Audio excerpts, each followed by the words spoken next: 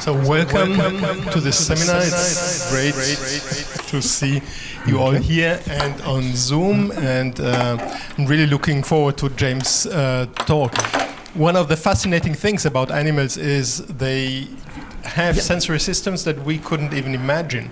Say a bat who uses echolocation. What does it feel like to be a bat and see the world, hear the world using echoes? Or dolphins, or take electric fish who feel the surroundings using electric fields. And among those strange sensory systems that we cannot imagine is seeing polarized light, distinguishing between different angles of light polarization. Now, James has studied in Bristol and did his PhD there, and he looked at light polarization in bumblebees, showing that bumblebees can even learn a particular angle of polarization. He then moved and did a postdoc in Lund, and there he studied dung beetles and looked at how dung beetles can orient at night using moonlight and again polarization. He then did a postdoc in Würzburg, shifting to honeybees, and now joined the cluster and is here in Constance, and will be using honeybee flight, their waggle dance. And as you know, they use their waggle dance to communicate where is the sun. And that is something they often also do using polarized light. And this is, I think, part of what you will tell us. So, James, thank you for being here. Thank you for joining the cluster, and thank you for sharing polarized light insight with us once you get your thing going. Well, thank you very much, Giovanni, and thank you for all of you turning up, both in person and those of you online. So I will be talking today about my current ongoing project on the Honeybees polarization compass. As you heard, I'm quite new here, so there'll be a lot of background and future plans in this talk, as well as some preliminary data that I've been able to collect over the past year.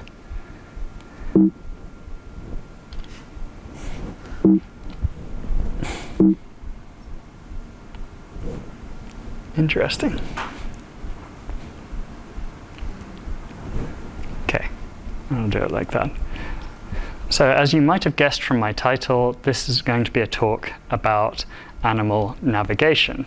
How do animals perform this kind of behavior where they have to move through an environment and ideally find efficient routes from one place to another? Of course, they can use proprioceptive cues. Those very quickly build up noise and uncertainty. They could also use landmarks like these trees, for example. Those are also subject to both change and parallax as the animal moves around. So the ideal kind of cue would be something at a great distance, like, for example, the sun here. The sun, of course, has a very huge effect on the lives of most animal species, so that their circadian clocks are synchronized to it, and as a large number of animal species have what we would call a sun compass that's even time compensated for the position of the sun at different times of day. So this works really nicely until disaster strikes, and then we need some kind of backup component for this sun or celestial compass. The component that's used by many species is polarized light. So light is a transverse electromagnetic wave, which means as it moves through space, its electric field oscillates at right angles to its direction of travel. What you see here is a beam of unpolarized light, and it's composed of multiple different waves, all oscillating in different directions. But under certain optical conditions, we can also produce beams of polarized light that are composed mainly of waves oscillating in the same direction. Here you would have vertically polarized light or horizontally polarized light. In fact, while we humans are mostly oblivious to this, you probably haven't noticed polarized light recently, unless maybe you've paid way too much to go and see a movie. But we're by far in the minority among animals with eyes. There's a vast number of species from various different taxa that are sensitive to polarized light. And what I've highlighted here are just a few examples of groups that are actually using polarized light to orient themselves.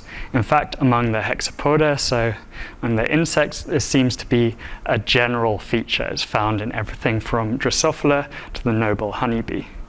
And the reason that they can do this is because of the pattern of polarized light across the sky. What you see here in this measurement, the orientation of each red line indicates the angle of polarization at a specific point in the sky. The length of the red line shows the degree of polarization, which you can think of as a measure of signal strength. What makes this useful as a compass is that at each point, the angle of polarization is roughly perpendicular to the direction towards the sun. There are some drawbacks to this. One that needs to be addressed straight away is if we consider a patch of polarized light directly at the zenith, because this is an axis, not an angle as such, we actually have two possible solutions for where the sun could be, both of which are perpendicular to the angle of polarization at the zenith. So there's some ambiguity here. And because honeybees are charmingly honest, they'll actually indicate this ambiguity with their behavior, dancing in two different directions within the same dance to produce this bimodal distribution, two different estimates of sun position. But they're not completely at the mercy of the ambiguity of polarization. If we move our patch of polarized light down, so we're looking up at the sky here, bee can do this just by standing still because its eye points upwards. We would have to crane our necks like this. We've now moved our patch of polarized light down away from the zenith, so it's at a lower elevation. And we have horizontally polarized light, which indicates a single sun position. And honeybees and indeed desert ants, although strangely only these two species, have been demonstrated to be able to disambiguate this stimulus, identifying a single sun position. They can even update their heading if we rotate our angle of polarization to indicate a different sun position. And through so actually the best strategy here would be to use two patches of polarized light, preferably chosen from this high degree of polarization band directly opposite the sun, where the signal strength is greatest. If we do this, we can use these two, the angle of polarization in these two patches to very accurately identify the sun's position. So through a long series of very rigorous studies, Wilson and Vena were able to derive the so-called fixed angle hypothesis for the honeybee's polarization sky map. So excluding this one situation we have where the polarized light is at the zenith and ambiguous, if we look at polarized light at any other point, then by looking at the angle and assuming that they're seeing a patch of polarized light that comes from the half of the sky opposite the sun, bees are able to identify a single sun position and update their heading relative to when we rotate that angle of polarization, so it should appear in a different point in the pattern. And this is called the fixed angle hypothesis because although angle of polarization is expected to change at different azimuths relative to the sun, so at different points along the horizon, the honeybees apparently don't expect it to change at different elevations. What I find particularly interesting about this model is that around the same time, Brines and Gould actually came up with the so-called Rayleigh hypothesis for the honeybee's sky map. And here we have a pattern. It's called the Rayleigh hypothesis because it's a really good match to the predictions of Rayleigh scattering. And here we have expected pattern of angles of polarization that varies in both azimuth and elevation, and even across different times of day. Gould was actually kind enough to plot out the predictions of the two different models, which are shown by these lines, relative to the observed data available so far, shown by these little points. And you see that neither hypothesis is a really good predictor of what the honeybees actually do. So I really think it's about high time that we revisited the honeybees' polarization compass. I think now is a particularly good time because of some recent advances in neuroanatomical modeling, in methods that we can use to measure polarized light in nature, and also methods that we can use to recreate those patterns of polarized light in the lab under controlled conditions. So in terms of theoretical advances, I'm thinking of this neuroanatomical model developed by my collaborators in Barbara Webb's lab in Edinburgh. And this is aimed at creating an anatomically plausible model for the polarization compass in the desert ant Cataglyphis. One of the features that makes this system work is to account for the ocular anatomy. So that's in the dorsal rim area of an insect eye, which is the part that looks directly up at the sky and is sensitive to polarization. And one of the features that that really tunes this whole system is the so-called fan-shaped organization of the different photoreceptors at different points in the eye, looking at different points in the visual field. So you see here we have each of these crosses indicates a pair of photoreceptor classes that are found in a single facet. These pairs are sensitive to different angles of polarization that are 90 degrees apart, and in each one you'll see their orientation changes slightly at different points in the visual field. If we look at just one of these, we can see what this means for an animal actually looking at a natural sky pattern. So we're going to call one of these classes of photoreceptors the parallel one. That's the one I'm showing on the right here, and we'll call the other one the perpendicular one. If we show the animal's eye this sky with the sun in this position, then the parallel photoreceptor is activated more than the perpendicular photoreceptor. If the animal spins around its body axis, we get a different polarization pattern, or a different part of the polarization pattern falling on the same part of the visual field, and it's the other way around. Now the perpendicular photoreceptor is getting more activated than the parallel photoreceptor. We then assume that each of these pairs of photoreceptors is connected to a hypothetical polarization opponent neuron. So this is a neuron that responds more when the parallel photoreceptor is activated and is inhibited when the perpendicular photoreceptor is activated. So for each of these polarization opponent neurons, we should get a kind of sinusoidal response curve like this. And the idea here is that if groups of these polarization opponent neurons are connected up to so-called solar neurons that indicate different sun positions relative to the animal's body axis, a very simple operation, something like a sum of sinusoids, for example, would be sufficient for most simulated natural skies to be able to identify the sun's position very accurately. One of the features of this system and of the simulated natural skies that might help with this is the gradient of degree of polarization that I've mentioned previously, that at the point where the signal strength is highest in the sky, we also have the most accurate estimates of the sun's position using those angles of polarization.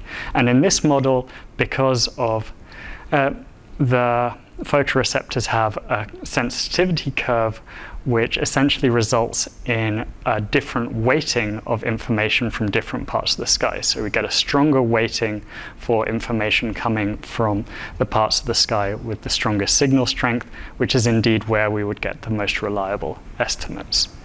So those are the theoretical advances that have been made using theoretical animals and simulated skies.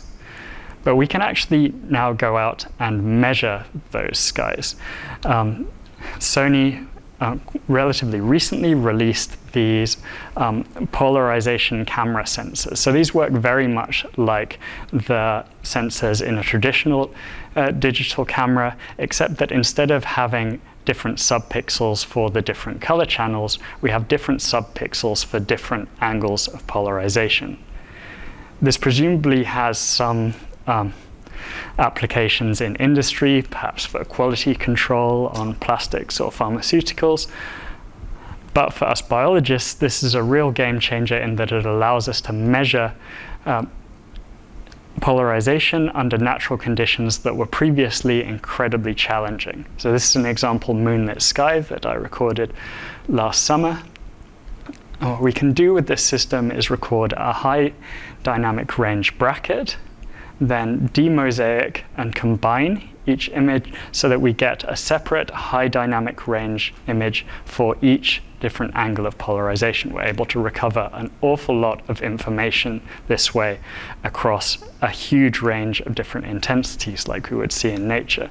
And from these images, we can then calculate the degree of polarization pattern across the sky, the angle of polarization pattern across the sky, and we can even do some post-processing to say what would happen, for example, if we weight the saturation of the color according to the degree of polarization, give the color the angle of polarization, and the intensity to the intensity, to get a sort of idea of what information might be available to animals under natural conditions.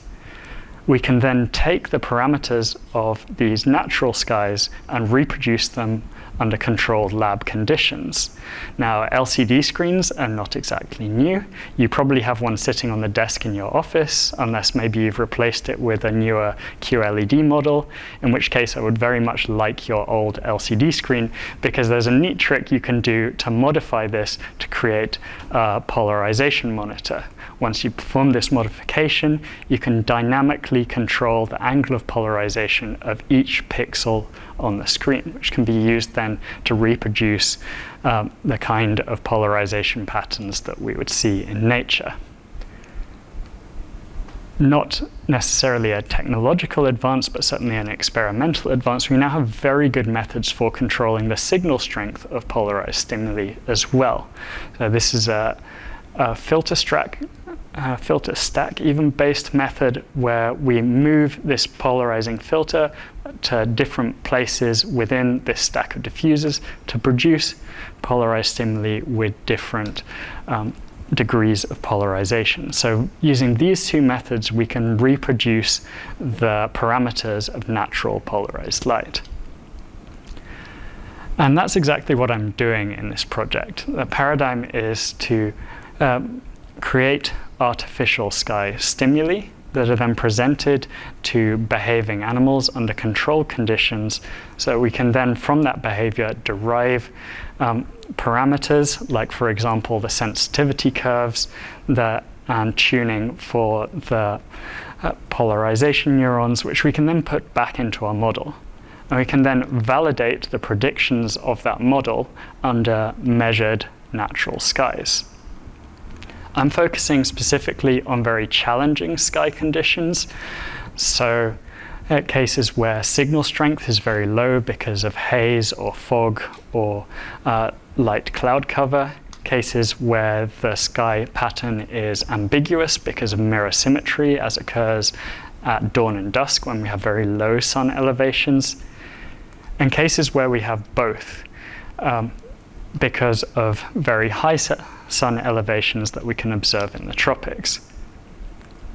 So for each of these, we can develop a controlled artificial sky stimulus and observe behavior to derive the model parameters, update the model, and test those predictions in behaving animals with a controlled view of a natural sky that we can then measure so that we can feed that input into the model and see how the model behaves as compared to the actual animals. Today I'll be focusing mainly on the signal strength component because that's the component that I'm currently working on. So as I mentioned before, in a clear blue sky, we can take just 2 points within this high degree of polarization band and use the angle of polarization there to identify the sun's position.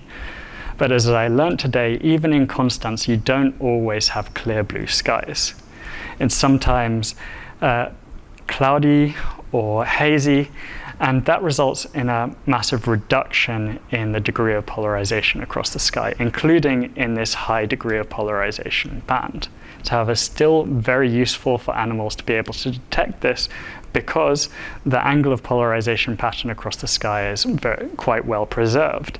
And an animal that can detect this can still reliably identify the sun's position. In fact, based on the predictions of our model, we would expect that the gradient in degree of polarization across the sky that's found in both conditions might actually help the animals if their sensitivity curves lead to different weightings for the lower and higher degree of polarization parts of the sky, so that they end up relying more on the most useful part of the angle of polarization pattern. And there is some anecdotal evidence that honeybees are doing this. In Carl von Frisch's book, he presented some experiments where honeybees were shown a small patch of natural skylight that was then measured so they knew the degree of polarization. Dancers were disoriented, apparently, when shown low degree of polarization skylight, becoming increasingly oriented when presented with patches of skylight with increasing degrees of polarization.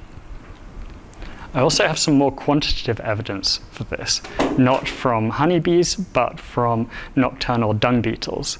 These dung beetles are the ball rolling variety, so rather than competing with all the other dung beetle species that are engaged in a competition of who can bury the most dung fastest, these ones sculpt a ball of dung and roll it away from that high competition region, away from the dung pile, in as straight a line as possible to make sure that they can do this efficiently and avoid having their food stolen.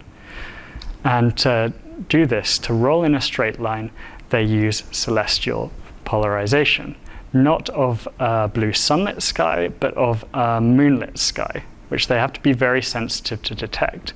And not just in absolute terms, but also in relative terms.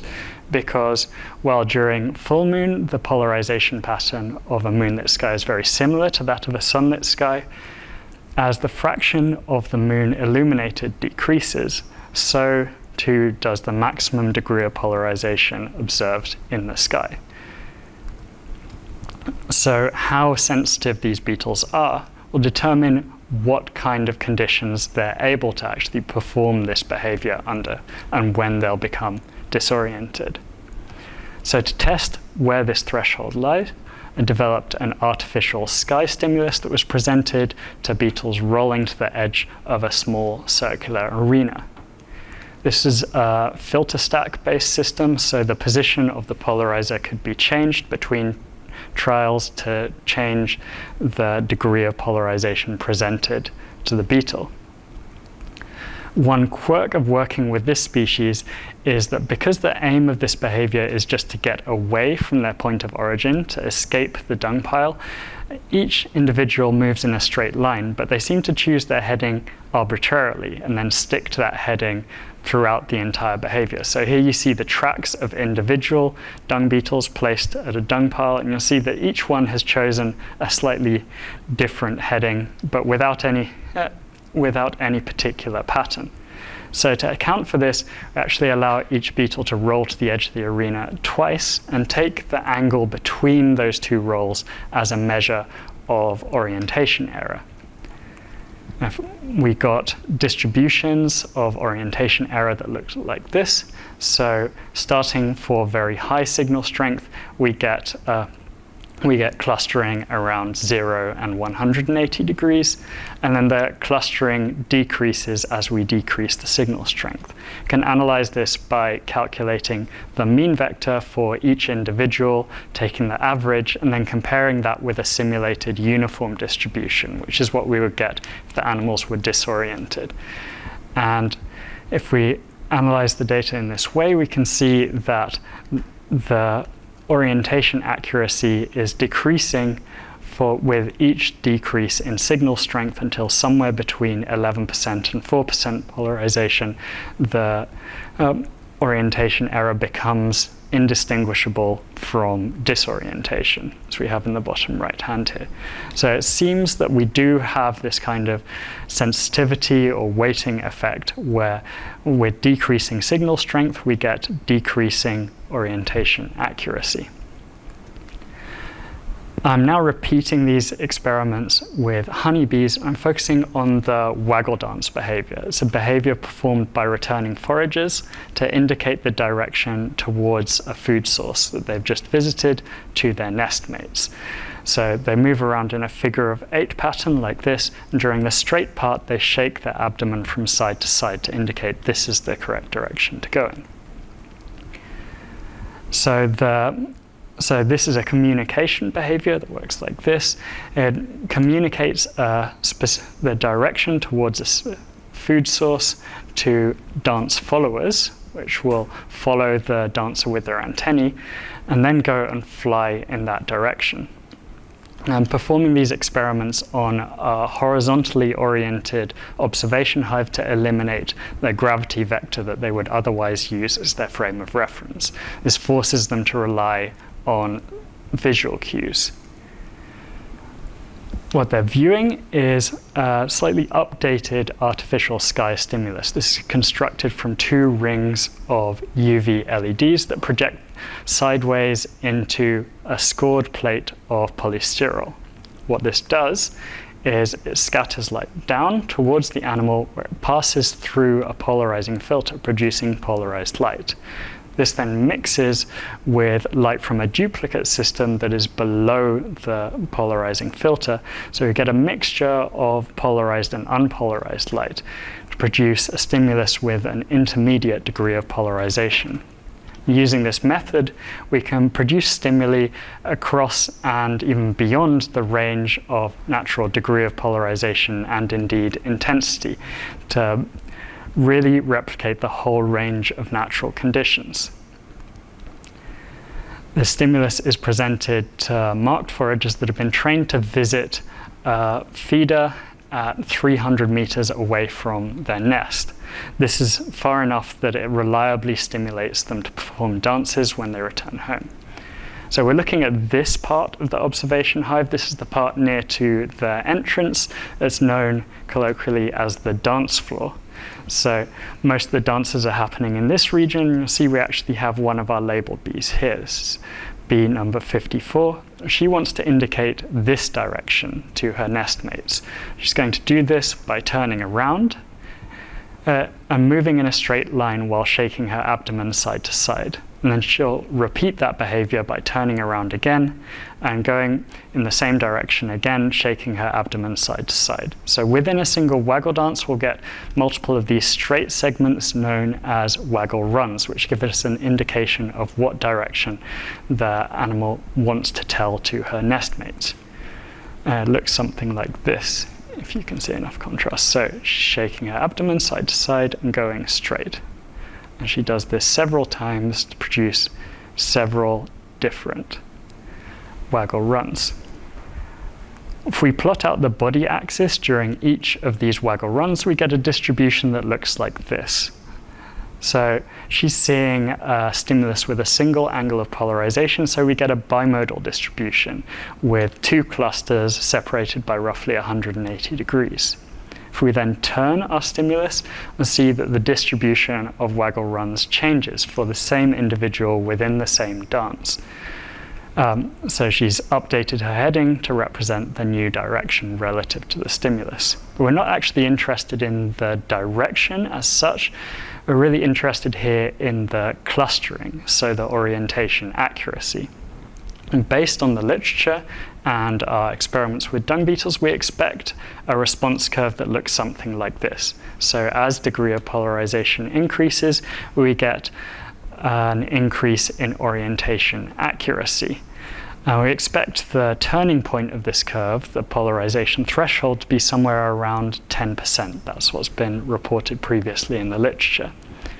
I do have some preliminary data, and we can see here that when we present animals with unpolarized light, we get a uniform distribution of headings. The dances go in all different directions, whereas when we present quite strongly polarized light, we get very strong clustering in this bimodal distribution that we see here.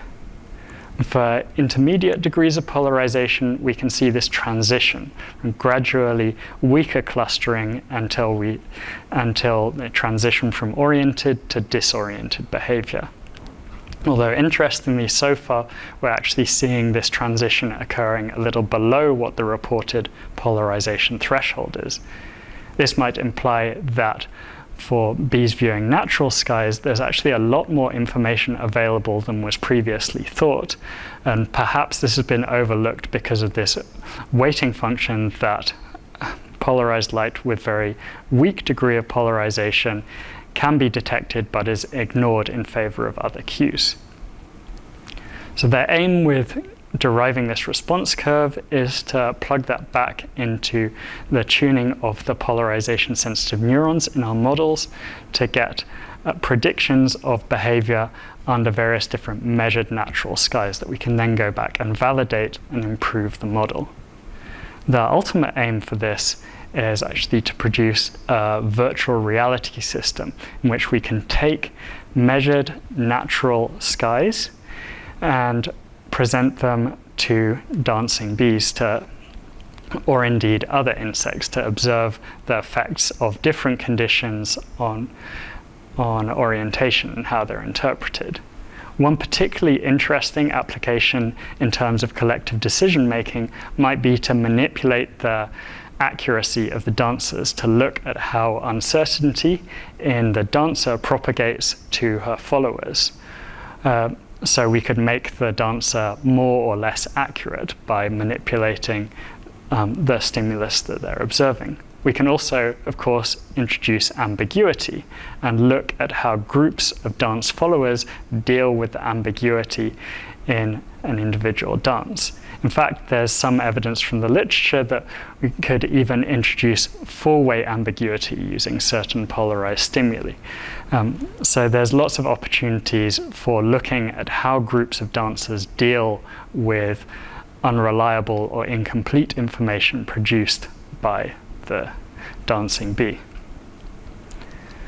So that's the ultimate aim of this work. With that, I would like to thank everyone who supported my move to Konstanz, in particular Giovanni for hosting me, all those of you who made me feel very welcome since I've arrived here, and all my collaborators and funders, and of course all of you for turning up and watching. And I hope I've introduced sufficient ambiguity that there are a few easy questions for me.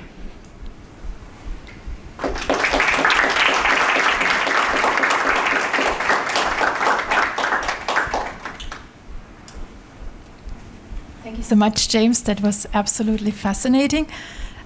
We have plenty of time for questions.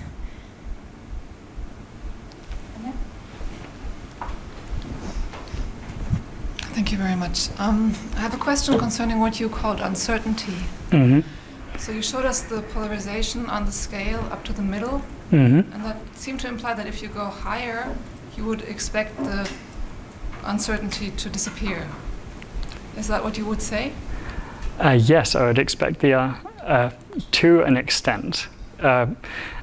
I think you're an expert on this, right? But there is but for whatever reason, there is a maximum level of concentration that we see in these waggle dances.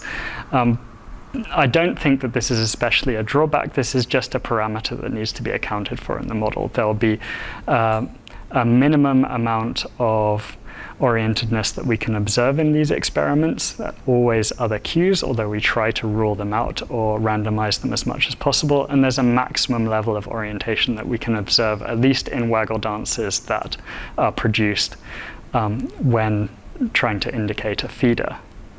Yeah, but that's what I was wondering. Even if they see the sun and even if they have gravity, they will never be precise, 100% precise in their directional indication, right? They always introduce this scatter, which has been discussed as the tuned error hypothesis that has some function for the collective. So I was exactly, that it might even be useful. Yes, yes. Yeah, I think that has to be accounted for as a parameter in this model. You'll see that in my response curves, I'll show now, we do have an asymptote. But that's the case for pretty much every kind of psychophysical experiment you can imagine. We always have some kind of lapse rates. If we do experiments with humans, the lapse rate can be as little as 1% because we really, really like to get it right. But if we do experiments with, for example, learning in bumblebees, we can get lapse rates that are around 20 or 30%. And we just have to deal with the fact that we're working within this specific range. Thank you very much.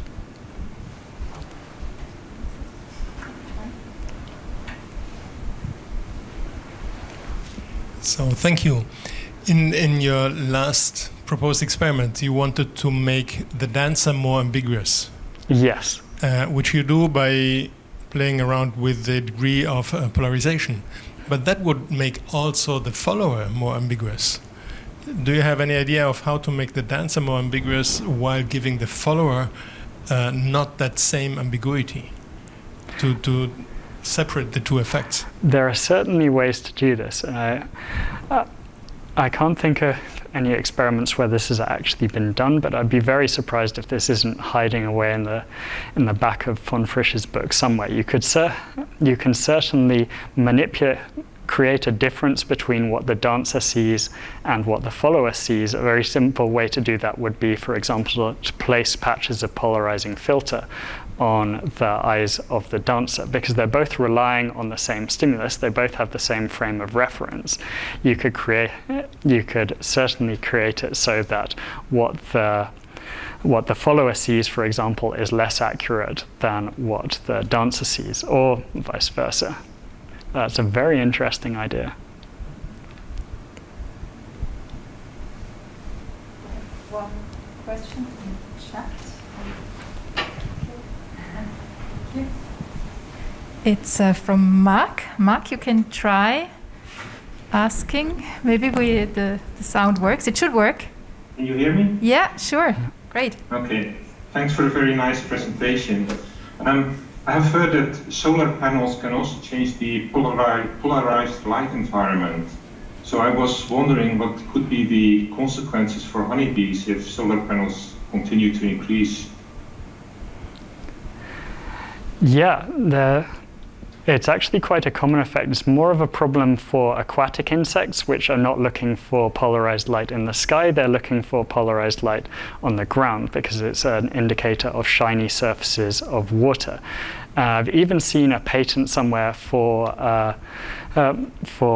basically a mosquito trap that is a solar panel with a fly swatter on it. So you can even see this on the shiny bonnets of cars and things. Lots of aquatic insects try to lay their eggs on various different shiny surfaces. So having shiny surfaces all around the world is not necessarily a good thing for insects. But it's actually very easy to overcome. We don't really want our solar panels to be reflecting light at all. We want them to be capturing light. And I have seen a few studies looking at adding anti-reflective surfaces that depolarize the reflections that come off solar panels and don't attract insects. So it is a problem and there are solutions. Thanks. Any more questions? Christoph and then Katrin. Well, first a technical question. When you place the hive horizontally to study the dances, the polarization pattern is uniform. It's same direction all over the place. Right? Is that correct? That's the aim. So what we actually have is a polarized stimulus that we can move around on a frame. It's on two sets of rollers that allow us to move it around. And we have the camera aimed at the dancing bee so that we can check that it's at the center of the stimulus. But as you saw from my camera measurements, we actually have quite a bit of wiggle room with this kind of stimulus. Because of the way that it's constructed, we don't have strong off-axis effects, and it's relatively uniform if the animal is slightly off-center. But we're still trying to keep it centered so that we have a very tight control over what the animal's seeing during the experiments. And this is, I'm not quite sure whether I understand this, the aim of this, because you're not reconstructing the natural sky, you're using a polarized pattern to modulate the intensity. Is that correct? So what we're doing is we're modulating the degree of polarization, so the signal strength. We can also control intensity, and haven't covered that because I haven't looked at that in detail yet, but also interested across what range of intensity this behavior works. So what we're doing is reproducing specific parameters that we find in natural skies with the aim of building up a complete idea of how this whole parameter space affects orientation. And I'm starting with the signal strength problem because it's the most straightforward to approach. My second question is, when you showed this computational model of Barbara Webb, you had these ommatidia and preferred orientation. It's a very limited number of ommatidia. If this is all, that was ant, right? Or was it? No, that was the ant, yeah. That was that. It's a limited number of ommatidia available. Yeah. And then you showed these false color-coded pictures that you probably can easily read, and or others it's kind of difficult. Are there pictures showing what the ant is seeing in these kind of pattern? I mean, to map those color pictures on the ommatidia pattern you have in an ant. Yeah, so that's absolutely my goal with this project, is to get a good idea of what the typical anatomy of the dorsal eye of an insect is, and then to use that for the post-processing step for these images. We've done this quite a bit for the dung beetles, mainly with intensity images, where we have a good idea of what the visual resolution is. But absolutely, that would be the goal, except that I don't think that Cataclyphus is a very good example for this. They have surprisingly a very small field of view for their dorsal rim area compared to other species. I'm working with some collaborators now who are getting micro CT data on the eyes of various different bee species that have a much broader visual field for their dorsal rim area. And I think that's much more representative of what we see across various different insect species. Locusts or even Drosophila have a very broad field of view for their dorsal eye. And it would be really interesting to then compare that back to the ants, and especially considering what the kind of natural skies are that the ants are viewing as compared to the bees, and see maybe there's a reason why the ants are so weird.